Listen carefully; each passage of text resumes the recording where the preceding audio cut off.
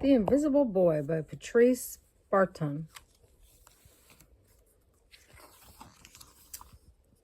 The Invisible Boy by Trudy, Ludwig, and Patrice, illustrated by Patrice, Barton. Can you see Brian, the invisible boy? Even Miss Carluti has trouble noticing him in her classroom. She's too busy dealing with Nathan and Sophie.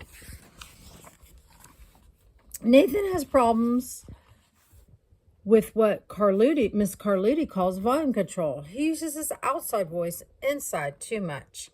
Sophie whines and complains when she doesn't get her way. Nathan and Sophie take up a lot of space. Brian doesn't. When the bell rings for recess, Micah and TJ take turns choosing kids for their kickball team.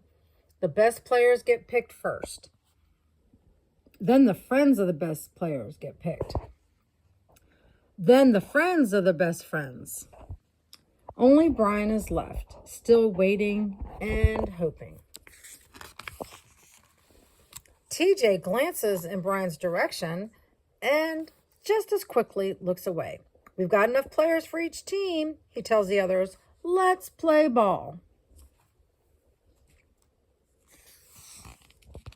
In the cafeteria, Madison and her friends talk about her birthday party. Yeah, so was the water slide, adds Fiona. That's what's the best pool party ever. The rope swing over the pool was awesome, says TJ. I'm so glad you guys had fun, says Madison. Everyone did, except Brian. He wasn't invited. At choosing time, while the other kids play board games and read, Brian sits at his table doing what he loves to do best. He draws fire-breathing dragons, scaling tall buildings. Thank you for toasting my marshmallow. Space aliens locked in intergalactic battles. I got you now. Crackers, arg. Yay. Greedy pirates digging for treasure. And superheroes with the power to make friends wherever they go. Hi. Hi, friend. Have a cookie. On Monday morning, Miss Carluti introduces Justin, a new student, to the class. Brian smiles shyly at him. Some of the other kids sneak looks at Justin, trying to figure out if he's cool enough to be their friend. They haven't quite made up their mind yet.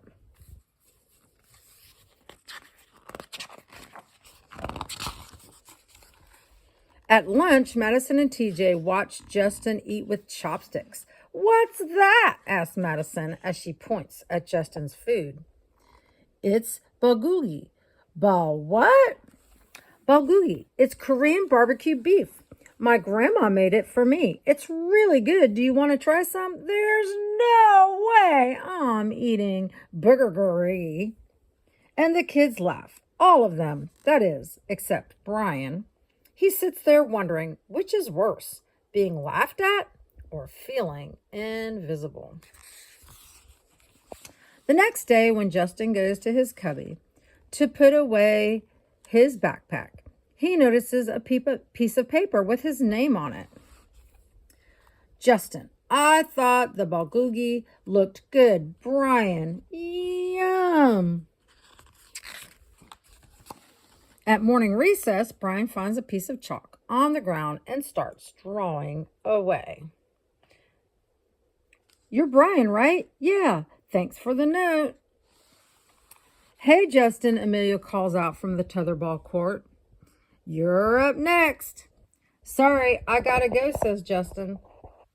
By the way, that's a really cool drawing, he adds before taking off. Back in class, Miss Carluti asked the kids to team up in 2s or 3s for a special project. The kids scurry around the room to pair off. Brian heads towards Justin.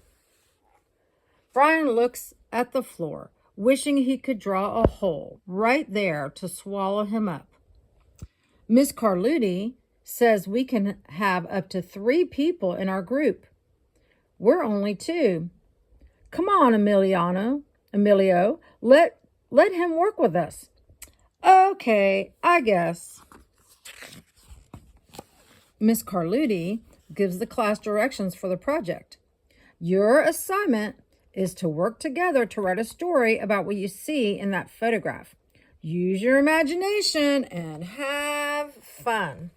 Wow, cool, says Emilio. What kind of people do you think would live in houses like that? I don't know, but I bet Brian could draw them to go with our story, says Justin. Brian smiles as he takes out his lucky pen.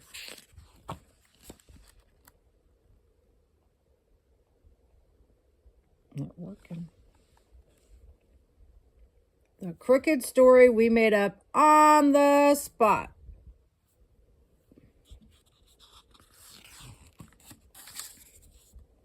It's lunchtime again.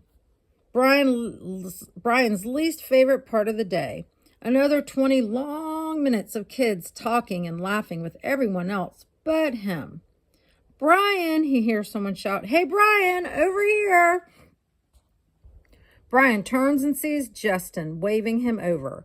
Emilio nods at Brian as he makes room for him at the table. Cookie? Thanks. Maybe, just maybe, Brian's not so invisible after all. Trudy Ludwig, the Invisible Boy.